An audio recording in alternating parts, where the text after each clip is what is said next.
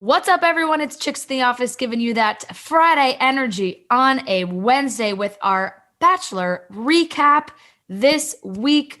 We unfortunately don't have Rhea with us, but we have Trent, we have Kelly Keegs. We are going to get into every single detail about Today's Wednesday, about Monday's episode. I'm really more interested, like Kelly, love you, but I feel like I know your opinions. I'm ready to hear from you, Trent, because look, we tried to do cutting stems virtually. I feel like you didn't get to fully give off all of your takes because your sound started to cut in and out. It's so true. No, I'm excited. I'm excited to be here. I've got my notebook again. If the audio starts to cut out, I can resort to that. But I'm particularly excited. This is a bit of a recap reunion for me and Kelly. Once upon a time, we had a show called Coming Up Roses where we would recap The Bachelor and The Bachelorette. So it feels good. I feel comfortable. I always feel comfortable on this show, but I feel extra comfortable today because we have recapped endless episodes of this program together. So I'm very excited. Agreed. I'm also very excited, Trent. I love any time that we get to do a lot because it's just a little nostalgia for me too because of that. It's so funny. And like you always for so long have known what the fuck you're talking about. And you're one of the only like guys that I know that can really kind of, I don't know, hold their own with this. So it's fun to to jump on and be able to do it. And it's super fun. Rhea will be back, but it is very exciting for Kelly. She's now Trent, our full-time. She is just our colleague, full-time yes, colleague I am. now. How weird. How weird is that? Incredibly well-deserved. Thank you so much. Trent, what were you doing? I'm excited. You were going you were just kind of like going like this, like you had like a couple shake weights in your hands. Like yeah. That's never a great visual. Pump up. Yeah. Never. You're like, yes. No. I'm just excited. No, I'm so excited. We are very excited as well. We're gonna be doing some fun stuff together. Love getting to do all the Bachelor stuff with you guys. This was a exciting episode because there was a lot that went down. There was a lot of details, a lot of drama. I also feel like there's a lot of drama off camera because now everyone's trying to do like Sarah sleuthing. It's like, why was she there? Was she really there? What were those pictures of G-Eazy? It's like, there's so many questions now, I think, from people that are watching that, not even just from the episode, but now just afterwards.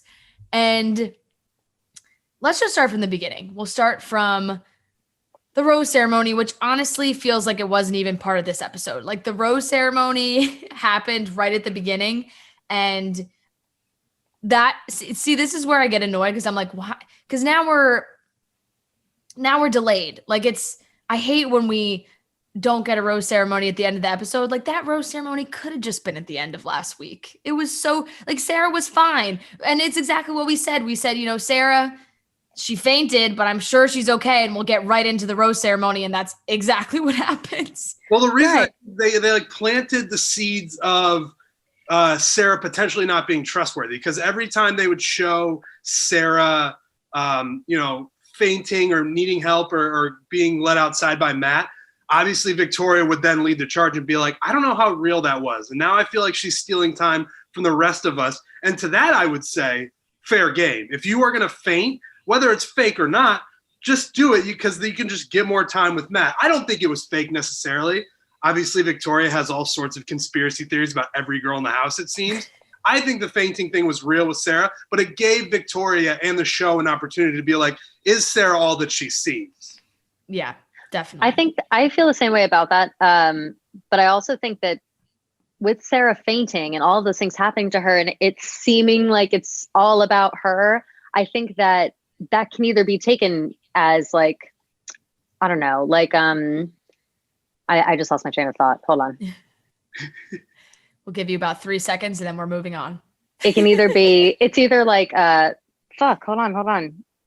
Oh. It's almost as if Victoria is like setting the narrative for the rest of the time. Like she's planting these seeds ahead of time when really there weren't any seeds to be planted. She just probably fainted and it's not that big of a deal. And like you said, Fran, they could have just cut it out or had us finish it at the end of that episode, move on, whatever. But because we had that to be continued, we all had a week to think about it and just listen to ourselves and listen to Victoria telling us that Sarah may be a villain in the future. Yeah. And it does really seem like it's just really seems like Victoria has her like little book. She's got her names written down and she's like crossing them off like one by one as she's plucking them off the show because, you know, Marilyn did get sent home. Victoria got the last rose and it's unfortunate. I think I'm gonna kind of miss Marilyn's little whisper voice. Like she's like, I just really hope that Matt like is able to tell how these girls really are. Like I actually never met anyone in real life who talks like that, but I guess she does. Like, you know, where it's a whisper speak. She too always looks like pained. Like she's like a little like, oh my goodness. In the moment, she was like, probably super pained. Definitely. But even her resting face is just kind of like, like it's always like hesitant and her voice kind of matches that. I feel. She really did a ton of backup when it seemed like it was a situation ripe for backup. Everybody we thought in the house disliked Victoria. That narrative changed a little bit as the episode went along. But you would have thought at the time when Marilyn got sent home that people would have stepped up and been like, Matt, she's not the problem. It's Victoria, which was strange. I think Marilyn will probably get a chance. At least I hope that she shows up on Paradise at some point. Yeah.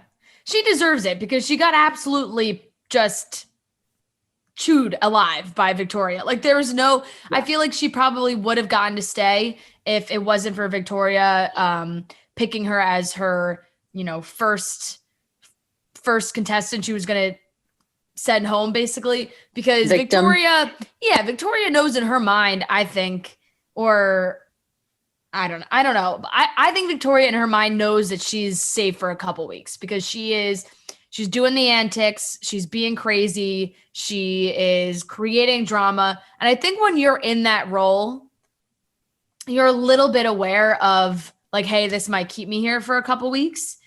Or, you know, especially with if you're, I don't know, it just seems blatantly obvious to me that Matt is like not that into it, but she does not seem that concerned about not having Matt be that into her because as soon as Marilyn went home, she wasn't like, all right, now I can finally focus on Matt. No, she was like, Sarah, you're like, it's just so crazy. Yeah. She does that. And she also like, she immediately started trying to buddy up with the girls again. Like I keep seeing, and I saw a couple tweets like this. I'm pretty sure like Kit and Victoria are now I think we friends. were wrong. I think they're like holding hands and shit. It's crazy. I think the editor who put together the season trailer got us once again because we thought all those lines were possibly between Kit and Victoria, but it seems like at least like, you know, the you know, your life's going to be horrible. It just seemed like there was some drama going on between hold on, sorry.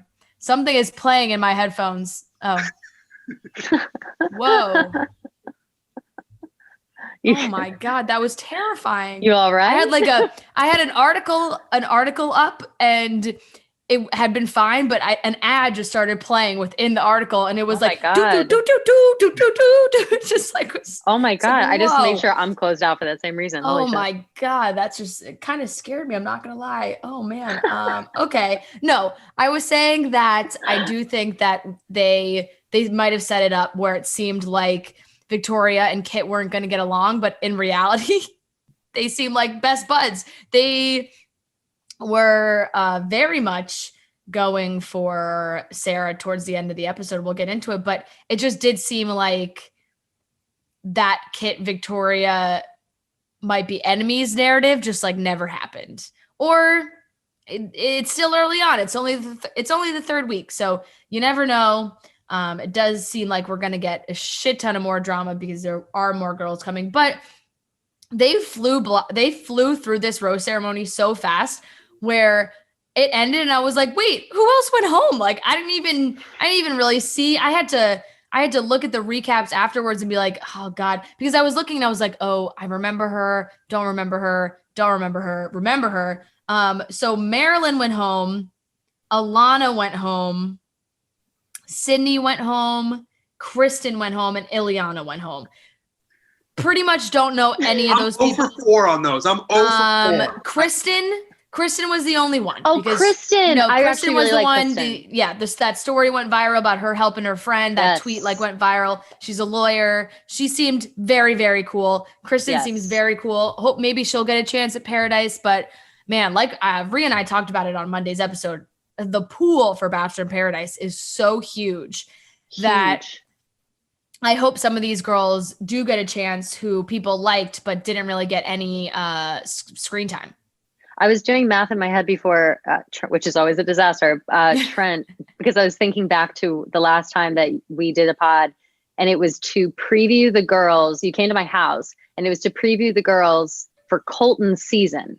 And I thought to myself, I was like, Colton's season doesn't even seem that long ago, but I lived in that apartment like a while ago. We've only had, it was like Colton, Hannah, Peter, and then no Bachelor in Paradise since then. Yeah. Not true. Right? Am I wrong?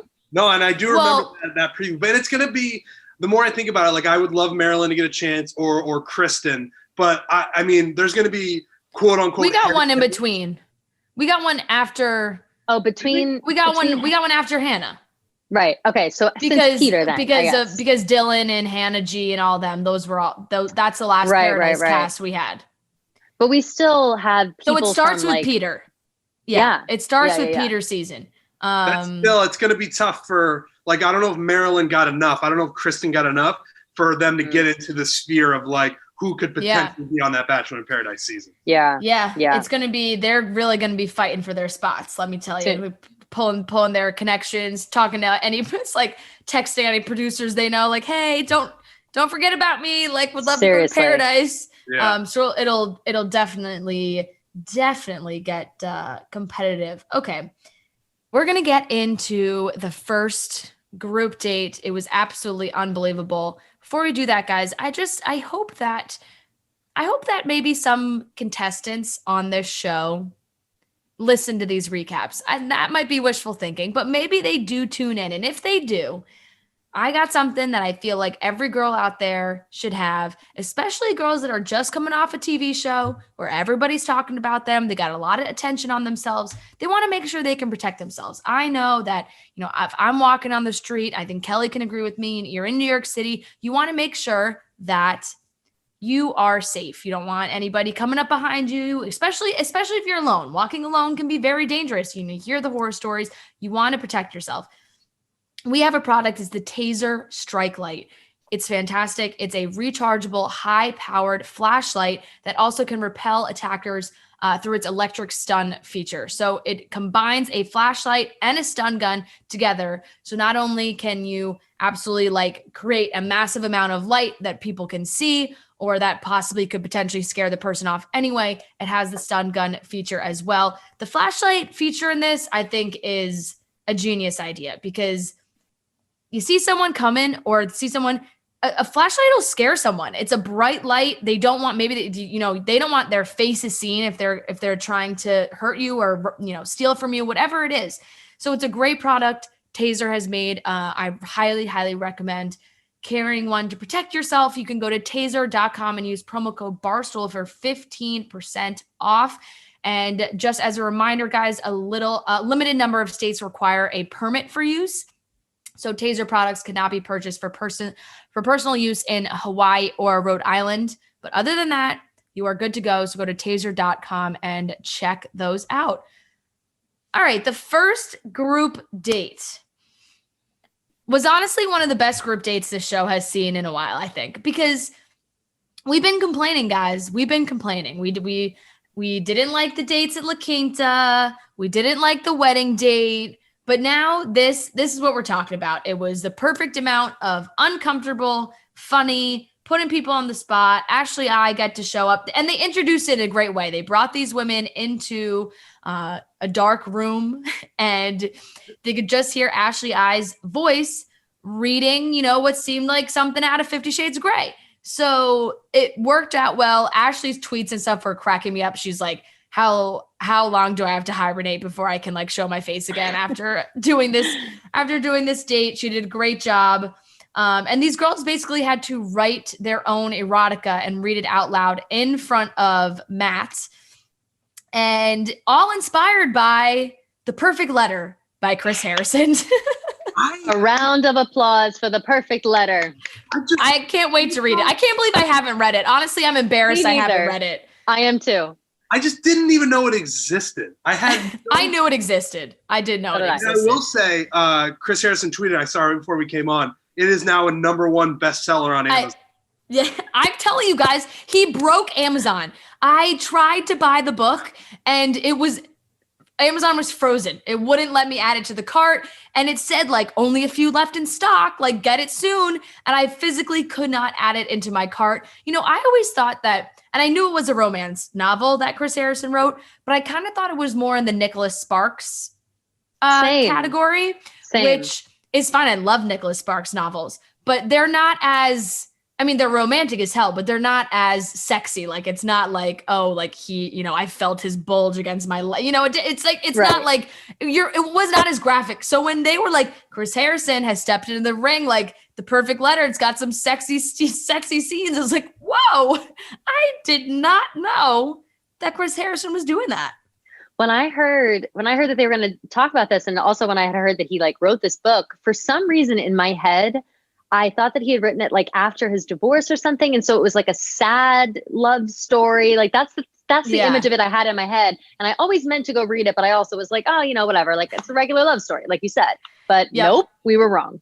It was the perfect vehicle. Like sometimes you might feel like it's a little contrived where it's like, hey, Chris Harrison's got this book, we're trying to sell it. But this was the perfect vehicle for this date. And I agree. This was one of the best group dates we've seen in a while. It was just uncomfortable enough. Girls were getting bleeped out like crazy. I mean, they had Matt do it first. He was talking about chocolate cake, which was A+. I agree, Fran. We've been pretty down on most of the dates this last season and a half, and I just want to give them props. This was a great date. And I do love, like, you know, producers are great with pairing up people to show, you know, like Ashley I for this date is fantastic because I think Ashley is a very funny a person when she's uncomfortable. She's talked about that. Like, I think, you know, Ben Higgins, who she does their podcast together. Like, I think Ben had tweeted too, like, I love seeing like awkward Ashley. It's so funny. So it was hilarious to see her reactions when you're hearing Victoria read some of hers before she gets on stage. And it's just like, bleep. And then I bleeped. And then he bleep. And she's like, whoa, okay. The difference is crazy. Kid was trying to be romantic and she was writing poetry and it was very elegant and nice. And then they cut to Victoria and she's writing a porno. She was just writing a full-on hardcore porn and it was just amazing. Yeah, Kit was like talking about the wind blowing through the Pennsylvania trees. and Victoria, whatever Victoria was saying, it was like, I want him to bleep, my bleep. Kelly and I were talking before, and we were saying that they should somehow release the unedited versions of those, because I would be very interested to hear them. I don't know if Kelly had a good idea where just give it to the girls who wrote it, give that video footage to them, and allow them to put it out on their social medias, because I don't think is all that into putting out that type of stuff. But I would like to hear, I'd like to hear Katie's, I'd like to hear Victoria's, anyone where it was mostly bleeps. All right, Trent. Okay. See, you want to hear the sexy parts. Come on. Dying for some sex. You can't tell me that you guys don't want to hear those too. Of course I want to hear it. I absolutely want to hear it because not only was it so many bleeps, but the reaction from the girls and the reaction from the crowd, you know, the other girls who weren't even invited on the date were all in the back watching this happen as well. And you know, I think we expected good things from Katie. I think Katie felt a lot of pressure because she was like, oh, God, I mean, I'm the vibrator girl. Like, I'm sex positivity. Like, let's go. Like, I gotta write something good. It seems like she did do a good job. Now, Kelly, I do believe you potentially have something to share with us because I will say I tweeted I would have to quit the show if I was asked on this date. Like I would be like, I'd have to go up to Matt and be like, look, I really like you. You are one hot fella, but I just can't do this. Like my face will turn so red. I'll never be able to show myself in public again. Like it's just, I was getting red on my couch watching it. I was like, oh my God, like flustered. But it's funny because I'm one of those people who loves reading these sexy, not like, I don't even know what they're called. Erotica? Is that really what it's called? I think erotica is like, erotica is that it's what it's been like called, but really it's just like sexy novels. Yeah. Like that's basically. Look, My mom and my boyfriend have made fun of me all the time because they'll be like, "What are you reading?" And I tell them the title, and they're like, "Is that one of those again?" And I'm like, "Yep, it sure is." If anybody's read Colleen Hoover out there, she's great. Highly recommend. I've read a lot of her stuff. Not Colleen Hoover. Oh, you should see my Kindle. You should see my I Kindle. have a Colleen Hoover book like right on my coffee table right now. Oh my God. We'll discuss that later. We will discuss that later. But I'm not familiar with those books, but I can recall my best friend's mom would have these books laying around, and the covers would just be like a chiseled guy, like holding a small woman. And you look back and you're like, boy, I might have some on my bookshelf back here, to be completely honest. You definitely do. But no, Fran, thank you for bringing your attention to me. I was actually wondering if you were going to allow it to happen, or I was going to give you the opening. I just because I know that it makes you uncomfortable. However, two things. One, I want it on record. I don't think I made it. I loved this date solely for the purpose of it being like so sex positive. I thought it was just like ABC has come so far as like being chill about things like that. They had a vibrator and this like erotica sex reading going on. This is it's amazing. It's very funny. I think it's wild because it's such a family network and whatever. I think it's cool. Secondly, is I have a surprise. I have written my own submission, my own. If Kelly Keegs was on the group date. Scene. If I were on this group date, this is what I would read to Matt. Me to Matt. I was going to say. Guys are, okay. You guys are I was going to say this is written to Matt, like you are reading this in front of Matt James. Okay. I am me, and you are Matt, and I'm describing a scene that has happened already. Actually, that's happened, but I am inserting myself into the scene. Okay. Okay. I really would love for us to find a way for you to read this in front of Matt James in real life, which I think maybe someday we'll be able to figure out. I would love to. Okay, Kelly, the floor is yours. This is a reading from Kelly Keegs. Okay. The title is Anticipation. I stand before you, a warm flush rising in my chest, blushing my cheeks, blending in with my backless, shapely red gown. I notice the tiny beads of sweat on the small of my back as I look up at you, expectantly. You stand before me, flawless in a perfectly tailored suit. You exude the Fran. I'm so red already. You haven't even gotten to the juicy stuff. I'm already so red. I heard Fran go, Well, I was picturing Matt in his perfectly tailored suit. You're giving me the visual. Okay. Oh, wow. That made me laugh. Okay. You exude the kind of power that makes a woman fall to her knees at the sight of you. And one woman just did, but not me. The tension in the air feels like the evening haze after a rainstorm. Your face is the only clear image swirling around the mist in my mind.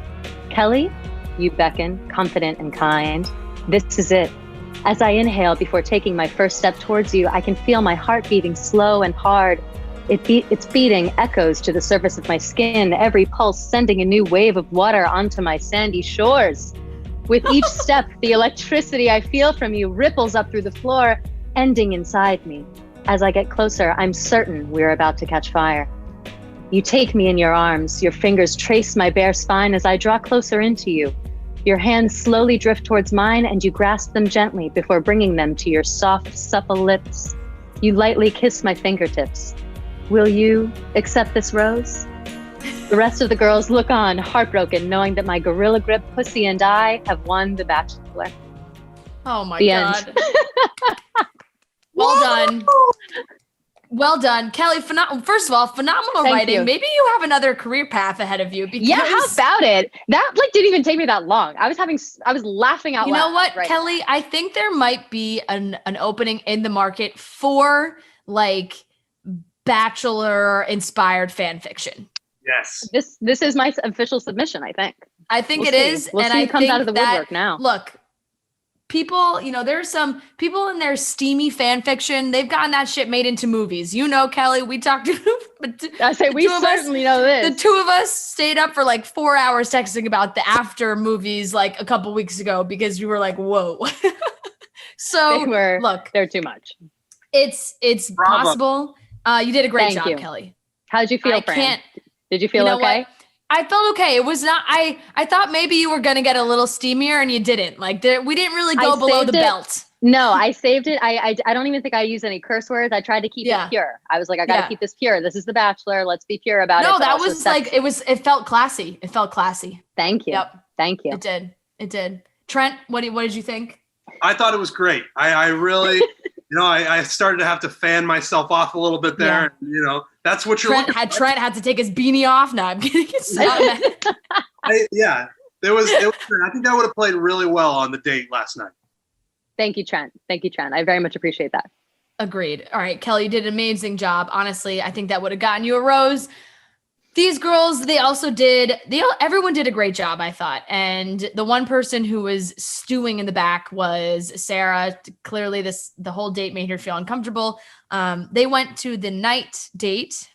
This is, by the way, before we move on from the date. Yes.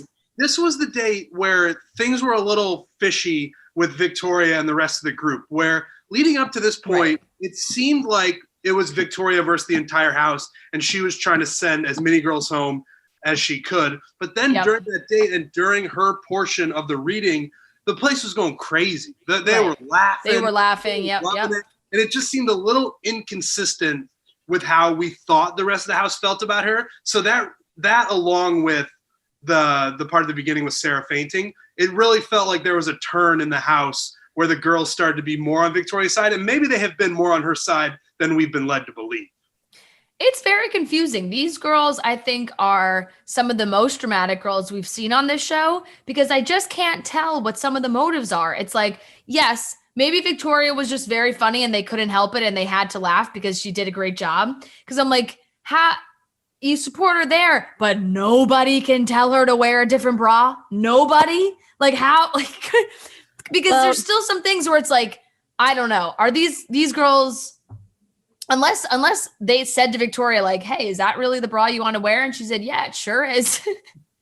Do you think that that maybe these girls are just kind of like on her side now because Matt kept her and like got rid of Marilyn? Like, I feel like maybe they're just blindly trusting Matt. Like, well, if he did that, then there must have been, I thought that something right about Victoria.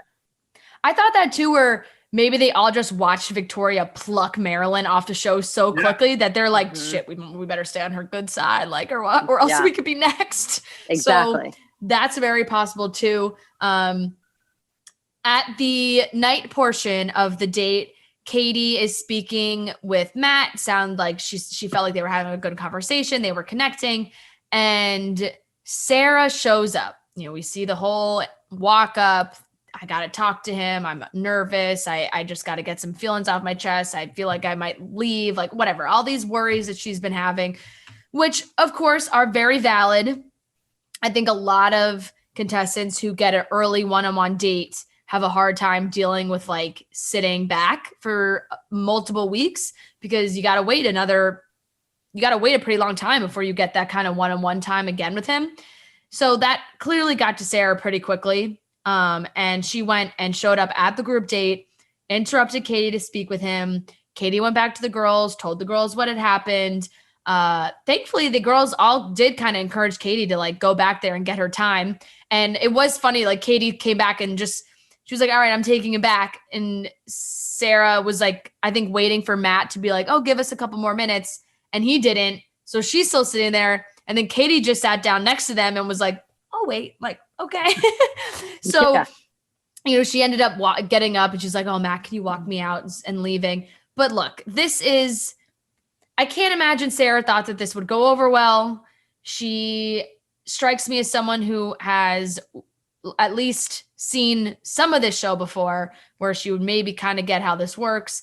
And I know we always say there are no rules, and yes, there are no rules because she did have the ability to go do this, right? But you have to expect the consequences. You have to know that those are coming. You got to know that the girls are going to want to rip your head off. Right. There are no rules in the show, and that's true, but that doesn't stop the group of people or the group of women who have come together on the show. If you go against the grain, they're going to be mad at you. Like, that's just the way that it is. And you're right. Sarah clearly has probably seen this show, but she still thought, I'm going to go up there and talk to Matt because we're still at a time where people will come on this show and they end up getting jealous that The Bachelor is dating other people. It's for people, it's always funny to see the people who have just recently started watching the show react to those people, because we've all seen them a million times over, but it never fails that there's usually at least one person who is jealous that The Bachelor is on a dating show, and it's just really the gift that keeps on giving. But you're right, Sarah just has to know that, yeah, if you're going to break the rules, that's fine, you can do that, but the girls in the house are then going to turn against you. Yeah, exactly. Like The Bachelor can turn into middle school really fast. And I feel like if you don't intercept that immediately, like it's middle school from forever. Like it's rude, bitchy girls, especially with the girls, and just enemies all over the place and gang ups and bullying and all this like childish stuff. You got to get ahead of it. Yeah, it definitely escalated all very quickly, but it was a quick turn where you understand all the girls being pissed. There were 10 girls on the group date. And because of the time situation, when Matt came back in, the girls all thought that they would have time and thought they would still be able to talk to him. But there was like 3 or 4 girls who didn't even get to talk to him before he came back in and gave out the group date rose, which went to Rachel. Like Rachel was such a side story to all of this, like snuck away with the rose and was like, well, this worked out well for me, but not for anybody else on the date. And so obviously these girls are pissed, and rightfully so. And I think they're allowed to be pissed. We'll get into how it exploded, but it was a weird switch with Victoria where she had left and Victoria was the one to come out and talk to Sarah pretty calmly, like pretty rationally, where it was like, I gotta agree with what she's saying. Like Victoria was like, hey, that I understand, like, whatever you're having your issues, but like, you got to talk to him on your own time. Like this was our time. You took our time. The whole vibe changed for our whole date when you just did that. Like all those girls are like, we're all really upset you did that.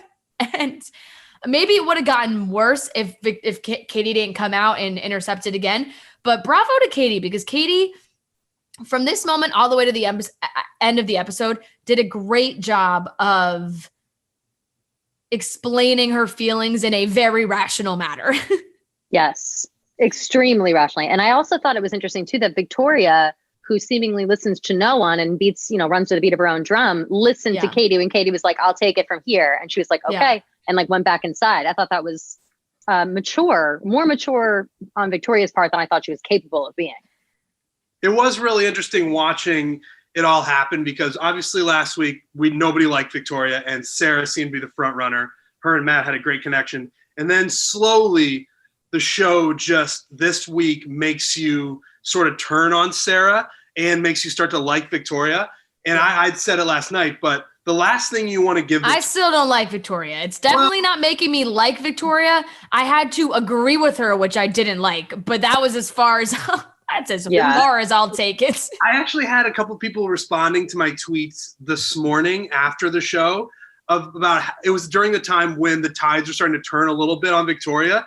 And they were being like, whoa, how can you support Victoria? She's the bully. When at the time, because by the end of the episode, she has rallied the troops and they're starting to bully Sarah, and nobody wants that. But there was a brief moment, I would say 12 minutes last night, where people were starting to be more on Victoria's side. And you don't want to give Victoria the benefit, or you don't want Sarah or Victoria to think that she's right. Because as soon as you start to let Victoria know that she's right, she's going to turn into a real monster. Like, she already feels confident in the Marilyn thing. Marilyn, you were my first enemy. You're out of here. And now it started to look like she was going to be right about Sarah. And then she starts to get crazy. I compared her to Thanos. She's dropping those stones in her glove. And if you give her too many of those, she's just going to be drunk with power. Yeah. Yes. I drunk with power. Yeah, I agree. I agree. Like you can't give Victoria that much power. You can't. You can't make her think that like she actually has the ability to send people home herself. Right. Her being drunk with power is like one of the worst things. It's like if you have like I'm speaking hypothetically here, of course, not from my own experience, but say you like are a crazy ex-girlfriend and you maybe like see too many weird coincidences online, and then you were right about one of them, but now you think you're right all the time, and now you're skeptical of your boyfriend, and you like have too much power and you think you're right, but really you don't know what the fuck you're talking about. It's Victoria. Yeah, definitely not pulling from any personal experience. But No, yes. no, not at all. But it's, like I said, I just heard like that happens. No, absolutely. And the way the episode ended, we didn't really get to see the girls react fully to Sarah leaving. So like, I imagine at the beginning of next week, Victoria is going to be like, another one, she's gone. Like she's going to be like, holy shit. Like I'm crushing it. These girls are going home. I'm sending them all home. So it really turned out to be a shitty situation. Okay. So then there was, you guys are gonna have to help me on the timeline here for a second, because then that falls apart. Rachel gets the group date, but then there is a one-on-one. Serena P got a one-on-one date. Well, yeah, and that was very interesting because so most of this time where all this is going on, she's isolated herself from the rest of the. Yeah, she's been in hiding, and that leads to they keep cutting back to the group of girls led by Victoria, of course, just talking mad shit about Sarah. And that happens a couple of times. And then the date card, the one-on-one card that goes to Serena shows up. And at the exact same time, Sarah comes back down and joins the group. And that makes them all furious. Mm-hmm. Is that what happened? Or is it, I think it might be Serena got the one-on-one date. And when Matt came to get Serena, Matt comes to get Serena. Sarah's still upstairs. She hasn't come down in like days. And that's when Matt's like, wait, Sarah's not here. I got to go talk to her. And so then he goes to talk to Sarah. And then when the second group date card comes, that's when she goes downstairs. Because there's supposed to be 3 dates. There's supposed to be two group dates and a one-on-one. Here's the timeline that I remember where the date card shows up and Sarah shows up at the same time as the date card. They get into a fight and then she goes back upstairs. Yes, I think that's for the second group date. Okay, I could have the timeline. Yeah. Because remember, this is what we're talking about. This is Serena's waiting for her date and Matt shows up and Matt sits in the group and like looks around and they realize that Sarah's not sitting with them. And so he's like, where's Sarah? Everyone's like, oh, she hasn't come down like in all day. Like she's not talking to any of us. And so he goes up to talk to Sarah, which I think a lot of people were turning on Sarah in this moment too, because it kind of felt like, okay, we see what you're doing. Like, it's like, oh, the feint and let me take his attention away from the group date. And let me hide upstairs where he has to come to me. He has to come for me. I think it was MJ who said, I tweeted it and now I'm forgetting. Like, it was like Sarah's like taking advantage of his kindness or something like that, where like Sarah had an idea that like this whole thing is working for her because every time she gets emotional, Matt is like there by her side to comfort her and tell her that he wants her there and like give her the reassurance that she needed. She's playing the damsel in distress angle. There's always a damsel in distress every single time. And Sarah happens to be it. And she is woe is me. She is take care of me. Please help me, whatever. Yeah. Although she does. And I don't doubt she was, right. I don't doubt she was afraid of the girls. She's got real shit. And I don't doubt that she was terrified of those girls. They were awful. They were. But in that situation appeared to be a damsel in distress and very much like a little eye rolly, but she did not deserve what she got from those girls. Yes. In that situation, the girls are going to lose their shit even more because they're thinking what we're thinking. They're like, oh, she's hiding now. And Matt's going to keep checking on her every time that he comes to see if she's okay. And that's going to annoy them. That's going to piss them off. And they obviously got very annoyed. He said he would be gone for 5 minutes. They're all down there. Serena's waiting for her date. And Victoria's like, it's been longer than 5 minutes. Like, he's not back yet. And so, whatever, he comforts Sarah again, tells her how much he wants her there, that they have a connection, wants her to stay. Right. That's what I thought was eventually going to be the flaw in the plan of the rest of the girls revolting against Sarah, because as much as they dislike Sarah, it doesn't matter if Matt really likes Sarah, and Matt really likes Sarah. Matt really likes Sarah. Yeah. Yeah. So it's like they can say she's manipulating him and she's doing all these things that goes against being on this show. But if Matt likes her, which he does, I didn't think it was going to end up mattering how they felt. Obviously, not to jump too far ahead, but she ends up sending herself home. But I thought they were going to run into a real problem because Matt really likes Sarah. Yeah. Definitely, it felt like that this could drag on for weeks because Matt wasn't going to be the one to send Sarah home. Sarah was going to have to send herself home. And we do know that that is what happened, but it did feel like that. I agree with you. And then Serena did get her one-on-one date. It was very nice. Serena P. This kind of got buried a little bit in all the drama of this episode, but Matt is really a turtleneck guy. Like he's like loves at least two turtlenecks per episode. Like he's got all these great fall outfits, putting out those fall fits, which is a great reminder for you guys listening that if you are, you need some good winter outfits, some good sweatshirts, jackets, you want to stay cozy, you want to stay warm, the Barstool Sports Store has all of your needs. Cozy sweatshirts, cozy socks. We got all of our Chicks in the Office merch. Kelly, the Because We Got High merch is all fantastic. You can match up your Chicks in the Office sweatshirt with your Because We Got High tube socks. Like, you'll be looking fantastic. Trent truly does not take off his Barstool beanie. You can get one of those. All right. I don't want to interrupt what's going on right here, but the reason for that is that I have been in quarantine, as everyone knows, and I haven't been able to get a haircut. So my hair, people aren't going to think that it's long because it doesn't look long, but it just certainly doesn't look long, Trent. It's a little long for my liking, so I keep the beanie on, and that's just kind of the reason. Okay. Well, you know what? If you're feeling a little insecure about your hair, you too can get a Barstool beanie to cover it up. Highly recommend. Everything is at store.barstoolsports.com to shop now and get those things. And you know what?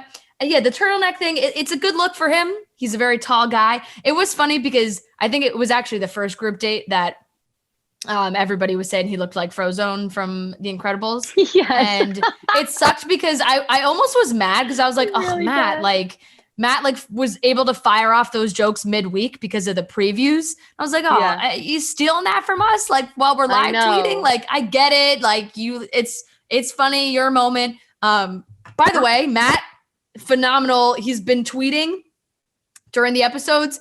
Great tweets. Like, he had a great one during the erotica date of it was like my mom, and it's the woman falling over on the side of the bed, like watching the date.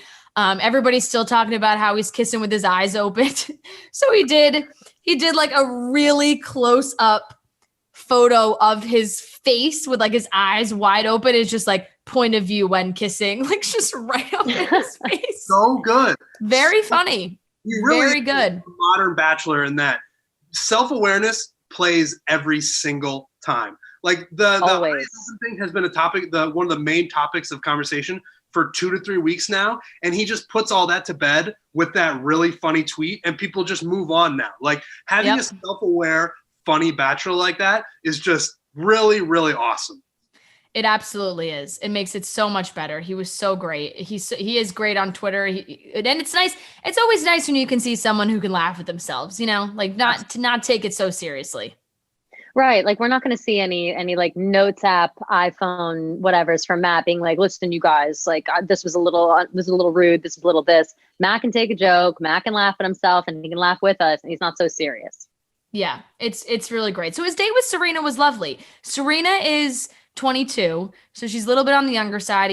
They did their horseback riding date. She seems very fun and outgoing, which I think Matt likes. Like, she seemed down to like jump on that horse and start riding and going. And they got a whole, picnic set up for them, and the donkey interrupting their kiss. It was a cute date. They got to talk later about her like past relationship, but she's young. It's like, she's like, I had one very serious relationship, thought he was the one. Like, yeah, you had one. It's great that Matt had the conversation about, have you ever been in love with Serena? Because she's young, and I know Matt has sort of said, no, I've never been in love. Maybe in the past when I was younger, I thought I knew what it was, but I don't really. Like, I think if Matt has that conversation with one of the contestants that's in their late 20s, I think it might scare them a little bit. But saying that to Serena, like, she's like, yeah, I'm 22. Like, I'm pretty new to this stuff as well. I really thought the whole date was an absolute delight. Her being so young, it's hard to put her as a front runner or that she's going to win this thing. But the date that they had together, I thought was really great. I tweeted this also. I just like don't really know what's going to happen. Like sometimes there's just girls that I feel like, okay, yes, 100% are going to make it far. But I think we all felt that about Sarah. And I don't know if it's just that these one-on-one dates, Matt is just very charming and you're like, oh, I see it. And the girls are doing great on the one-on-ones where it's like, oh, because so far every one-on-one I've been like, oh, she's going to go far. Oh, she's going to go far. After Serena, I was like, oh, he likes Serena, like Serena P. I think she might be a sleeper pick. I think she's going to go far. Like, I can't decide. I really can't decide.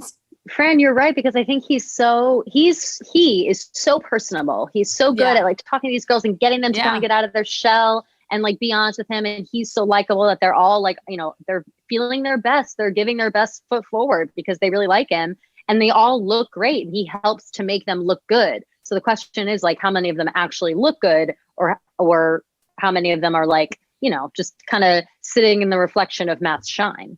Right. It's a good question. Wow. Good question. It doesn't feel fair for me to say that if Serena was 27, she would be my front runner. But I don't like the age thing is just tough. It's bared out that way in the history of the show, where just when you're really young, it usually falls apart at some point. Yeah. And if she does go far,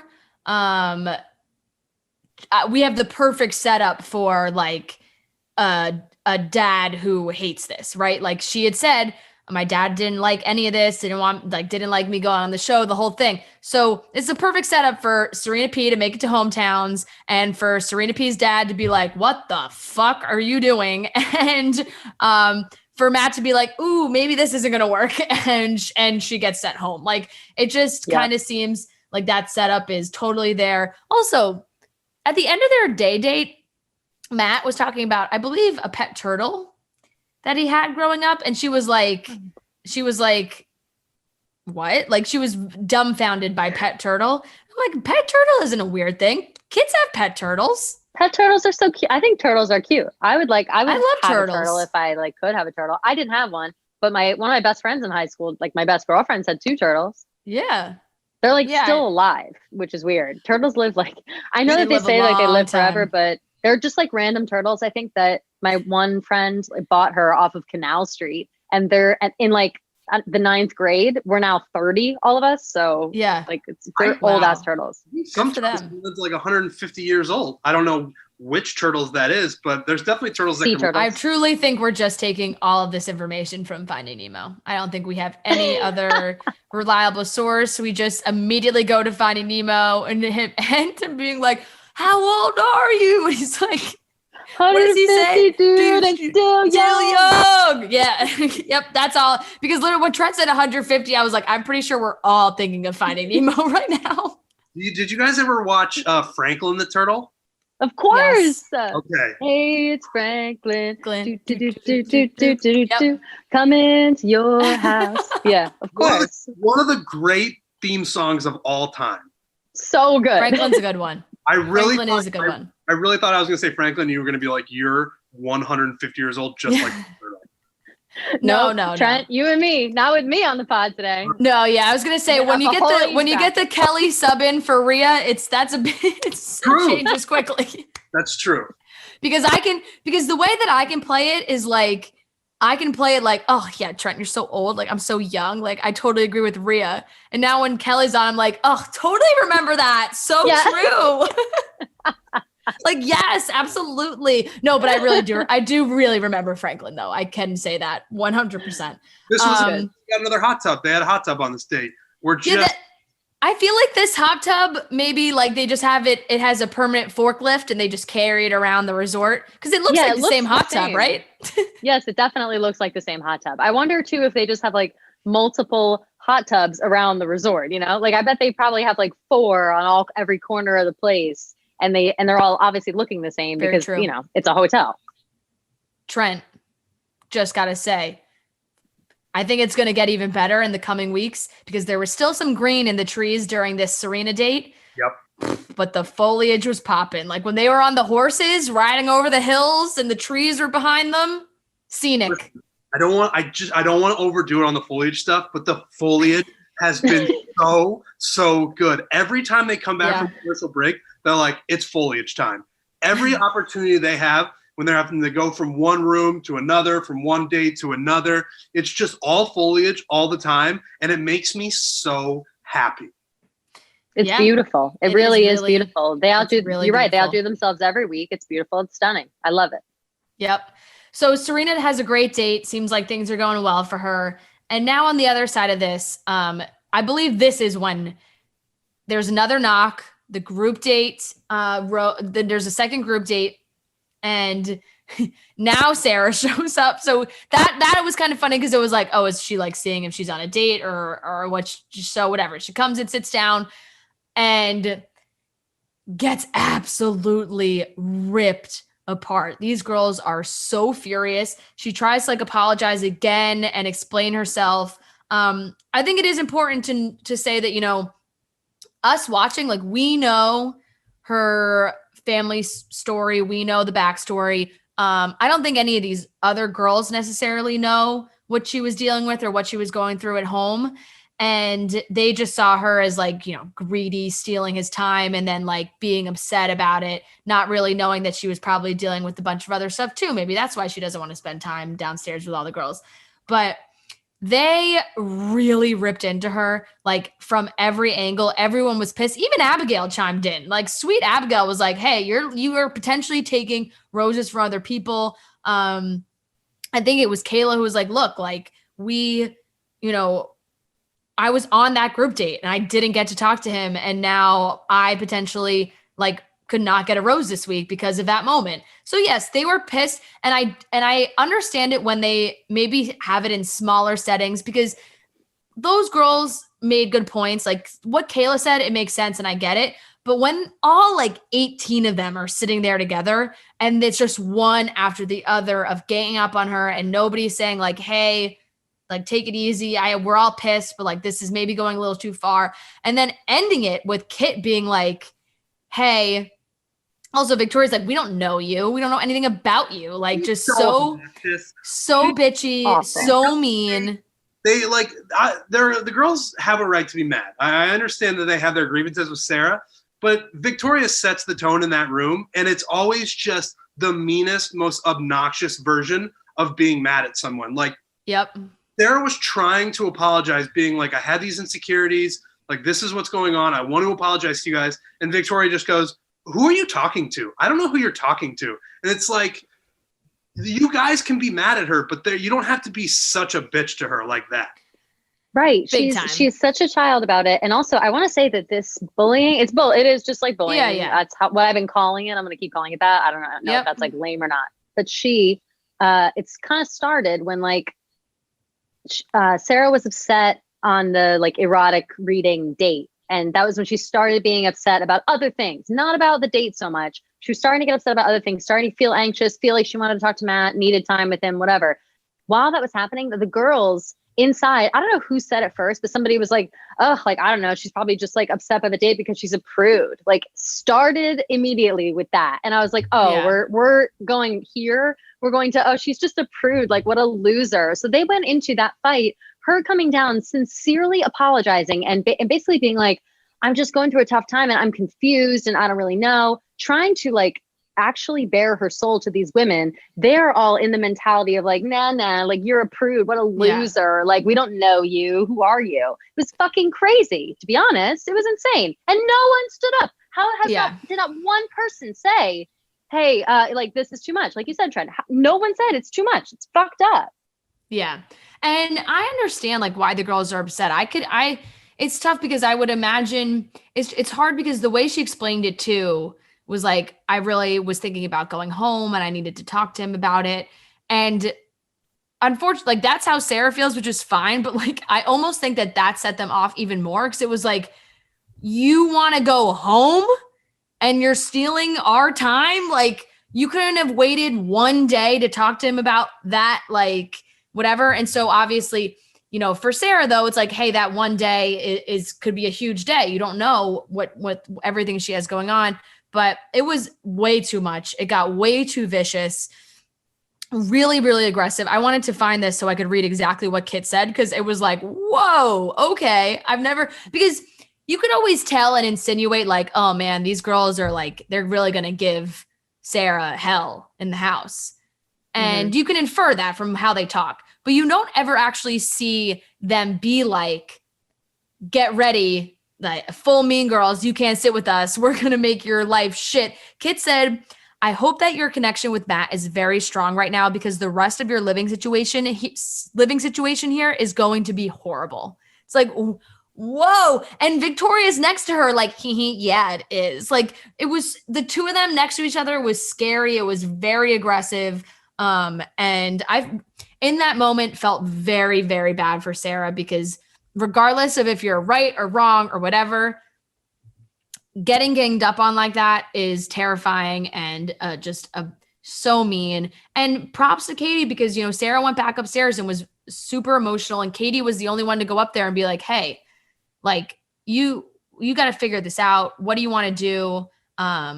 And, you know, Sarah explained her family situation, because she had said, Matt, like, I think the girls could tell that Matt likes her. Obviously, Matt's coming to her rescue all the time. So it's like, if you leave, like, I don't want Matt second guessing, like, oh, I wish Sarah didn't leave. I didn't wish Sarah didn't leave. And then for Katie to be the second choice is how she had worded it, which was very, very valid. And then Sarah was like, look, I got my family situation, my dad, I don't know how much time we have left with him. And Katie was like, it seemed like she was the perfect person to talk to her at the time, because she was like, hey, I lost my dad in 2012 and I like wish I could go back and spend that time. Like, you should probably leave.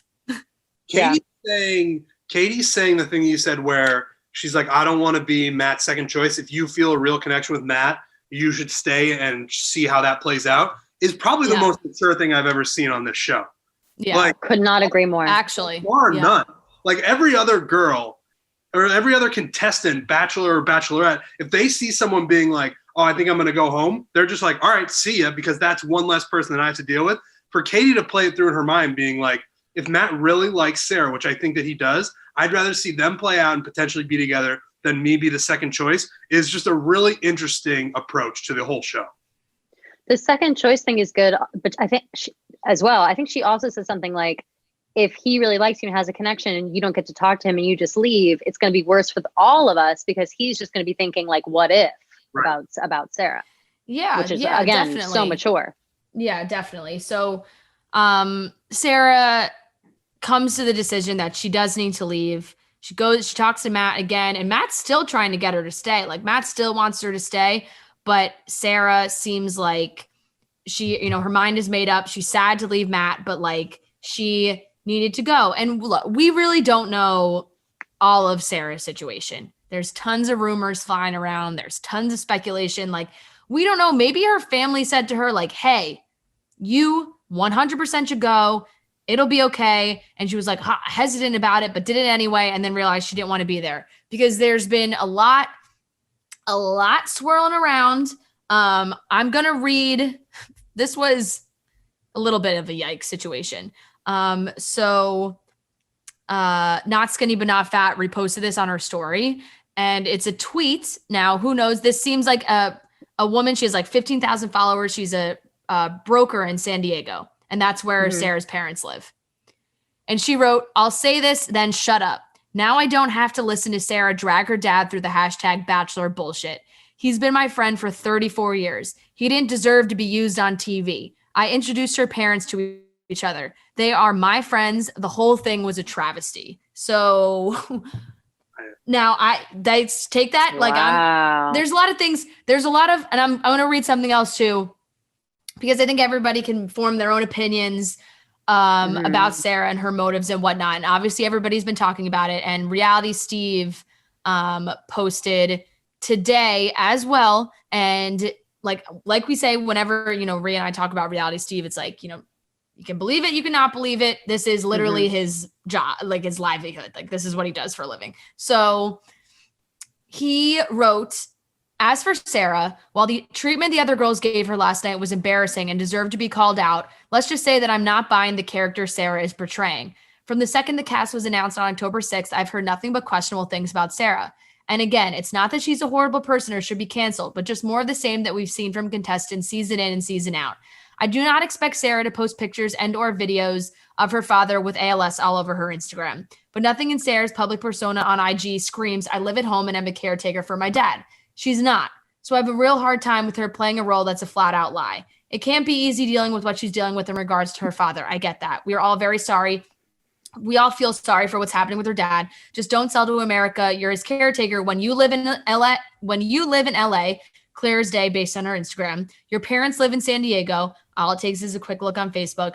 And every picture and video you post on IG are thirst traps and modeling pics. Speaks for itself. Like, all right, reality, Steve, let's calm down. I hate when he starts getting a little too, it's like, relax. Like sometimes I'm like, just give me the facts. Right, okay. Right. He said, just be real. That's all people ask for. There's caretaker role is a bit of a stretch. And then he said, so there's that aspect. And then there's the rumor that's been floating around that she had a boyfriend pre-show. She did the show strictly to build a brand and gain more followers, and that she's already back together with him and has been spending time with him since the second she got back. Now, I saw some things about this too. I'll side note, like people calling her another Jed, like striking up a deal with her boyfriend, being like, I'm going on the show, to build my brand, and then I'm leaving. Now, like the fact that she sent herself home kind of supports that argument, I feel like a little bit, because she could have stayed, but like, maybe she was like, oh shit, I am in love with my boyfriend. Like I've been here long enough. Now it's time to leave. So I don't know. But it's also like, how good of an actor is she? She was crying. Like it felt very emotional. So I don't know. But he continued, Reality CV said, here's what I know. I have a video of them. This is Sarah and her boyfriend, ex-boyfriend, whoever. She said, I have a video of them on a trip to Mexico a month before filming ended. They were seen together in LA a week before she left for filming. He's got both a work Instagram and private Instagram, and she follows him on both. I've been told by more than one person they are clearly back together post-filming. They haven't hid it at all privately, and her whole appearance was just to get noticed and build her brand. Again, not the first person to do this, and certainly won't be the last. But when we see the, quote, character being portrayed on television, it's not lining up. And let's refrain from the why do you hate Sarah so much nonsense, which I'm sure is coming. I don't. I report on this show. I report on things that 95% of the audience doesn't follow. I'm putting out what you'll never see on the show since I know a lot of people are interested in what happens behind the scenes. Well, that's Sarah. Will this guy she's dating come forward and admit this? Probably not. Can I prove it without outing sources? No. And he's just as big of an idiot for letting her go to the show and taking her right back. Why? Because I guarantee she'll do this to him if they're still together and she gets asked to go on Paradise, whatever. All right. So like, basically, Steve is the fucking, like, relax, Steve. He loves to hear himself talk. Loves it. He's saying, will the boyfriend come forward? Will he publicly say what's going on? No, they're probably going to try and go back to their regular life. Unless, but this is the thing. Like, I get that. And I see that angle and I understand that because, there's been TikToks, there's been Instagram posts of like Sarah being like, here's how I became a model in LA. Like the TikTok of her like putting together her portfolio and sending out her photos and the full thing. And there is just, and I get it. And this is what we deal with all the time now. It's the here for the right reasons argument, but every single contestant is on this show with the hopes that it furthers their career in some way. Like there's no one that goes on this show now that isn't like, well, at least, this could help my brand, especially if your brand is being a model and wanting to be an influencer. Like this is what's going to give you that little bit of a bump. It's the same thing with Kit. Like Kit, we were like, she kind of already is an influencer. And now she's just trying to be like a higher level influencer by getting the little Bachelor bump.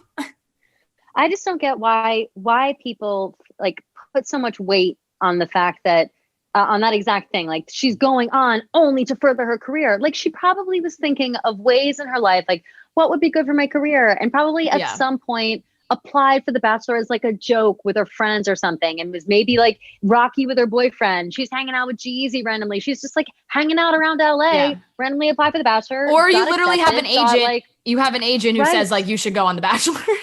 Right. And then just says like, oh, whatever, if it works, it works, and then goes on. And then I'm sorry, it's only week 3. It's not like she took us all the way to the fucking end like Jed did. It's nothing like that. It's week 3. She like literally 2 weeks. And she's like, I don't know. It starts feeling too serious for her. She starts feeling guilty about what's happening at home. Maybe she just like, it's too much of a ruse to keep up. She doesn't want to be there for the wrong reasons anymore. Right. So she's got to go. Right. that was the first time I had heard all of that information. And it really, like in the back of my head, I was thinking, I bet Sarah comes back at some point. I no longer think that. Yeah. I really thought I thought she would, if the character and all that was to be believed on the show, I thought maybe she would go home for a little bit. Her family would re-talk her into coming back onto the show and trying to find love with Matt. I no longer want to put that theory forth because I don't think it's true. Yeah. So look, take that information and feel about it however, you would like. It does just seem to me like at the end of the day, this is a woman who is still trying to build her career. And yes, the model influencer, people make fun of that being, your career path, but that's what she wants to do. And regardless of like the timeline of when she was a caregiver, if she wasn't a caregiver, if she wasn't, if she quit her job, if she didn't, like her dad still has ALS. Like that is like horrific. Right. Like I can't imagine going on a show like this, having a parent be sick like that, and then having people like nitpick the timeline or how much I care about my parent or not, So I'm sure it's got to be a lot for her to deal with. Now, I don't know what that tweet from that real estate agent is implying. Like that was really like a bomb. That was like, okay, like does Sarah's family hate her? And she's like, what? Wait, right? Like is she like emancipated or something? Like I don't get the vibe that she has like a family that hates her. Like I'm pretty sure she spoke of them quite fondly. Like it just seems weird. I don't know what you're talking about. The one that I read before the Reality Steve stuff that said this woman that she said she's known Sarah's parents for 34 years and that all this shit was bullshit and everything. God. So yeah, it's there's just like a lot of rumors and things like that flying around that we aren't going to totally know for sure. Hopefully Sarah at a certain time, like maybe can hop on a podcast and talk about it. I'm sure someone will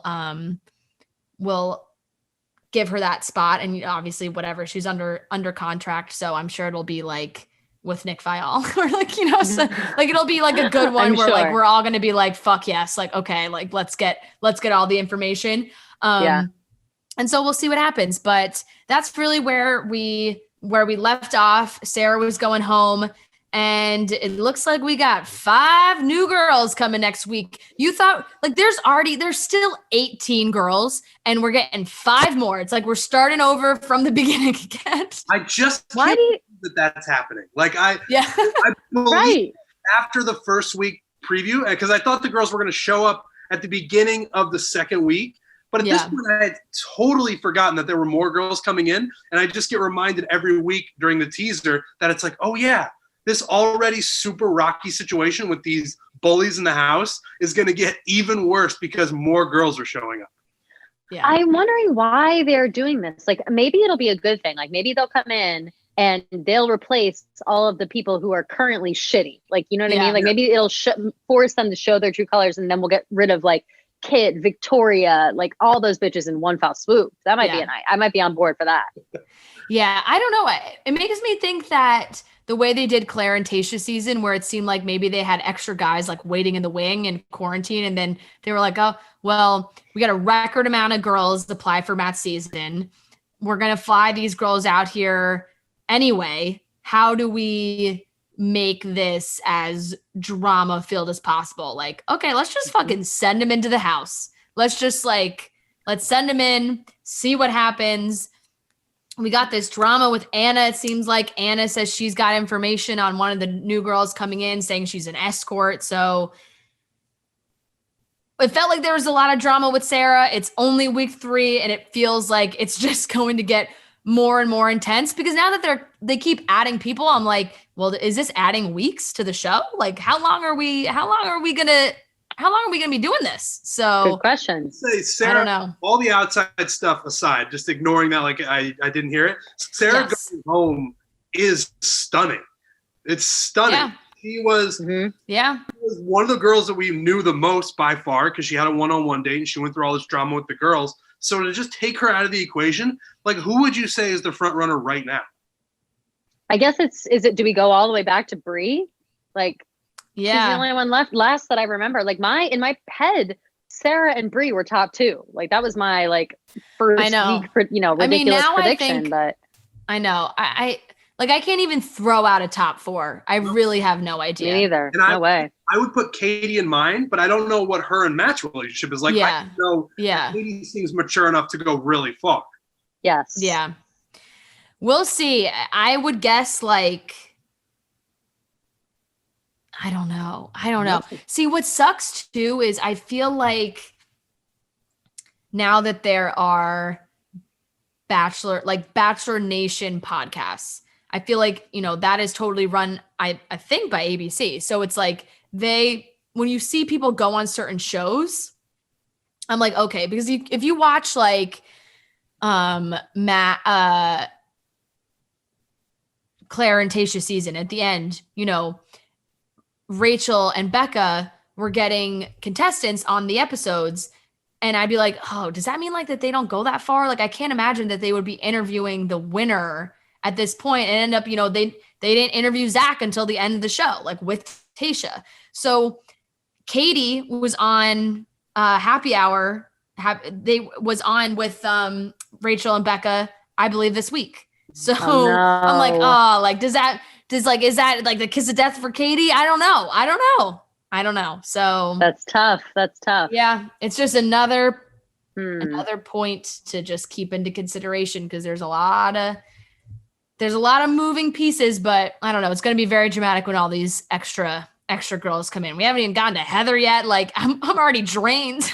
Oh my God. I know there's so much. Well, you know what? We asked for drama. We got drama. So we gotta just lap it up as much as we can. Overall, I would say I'm very happy with the season so far. I'm really, as am I. Yeah, I think next week's going to be even crazier. Shit's really going to hit the fan. So we'll see what happens. Guys, thank you so much for joining me for our Bachelor recap this week. We will be back next week to break down all the good shit that's happening again. So thanks for listening, everyone.